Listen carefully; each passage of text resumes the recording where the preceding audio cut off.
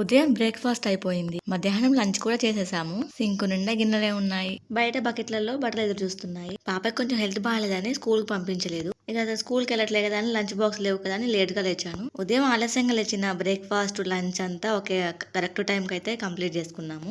ఇంకా ప్రతి ఇంట్లో ఒక అబ్బాయి ఒక అమ్మాయి ఖచ్చితంగా ఉండాల్సిందే. వీళ్ళ ప్రేమ చూస్తుంటే అలా అనిపిస్తుంది. ఇంకా ఇంటి పని వంట పని భారంగా ఏం అనుకోలేదు. పిల్లల్ని చూసుకుంటూ ఆడిస్తూ పాడిస్తూ అయితే నా పిల్లగాడు నాకు ఇలా హెల్ప్ చేస్తూ ఉంటాడు. నేను ఊడుస్తా అంటే ఇక చెత్త చాట చీపు తీసుకొచ్చేస్తాడు. ఇద్దరు ఎక్కువగా నాతోనే ఉంటారు ఇంట్లో ఉంటే. మాకు ఉదయం నుండి సాయంత్రం వరకు ఎండ కొడుతుంది, మళ్ళీ వర్షం పడుతుంది. అప్పుడు ఇక చిన్న పిల్లల బట్టలు కాబట్టి బయట ఉంచకుండా బెడ్రూమ్ లో దండం కట్టి సారేసాను. ఇంకా పాప కాబట్టి తెలుగులో చెప్తే ఇంగ్లీష్ లో రాసింది. పాపతో టైటిల్స్ రాపిస్తున్నా నోట్ మీద. అదే ఇక్కడ మీకు చూపించాను. స్కూల్ వ్యాన్లు అయితే వస్తూనే ఉన్నాయి. కరెక్ట్ గా 4:40 అవుతుంది. కొంచెం టీ పెట్టుకుందామని గ్యాస్ మీద టీ పెడుతున్నాను.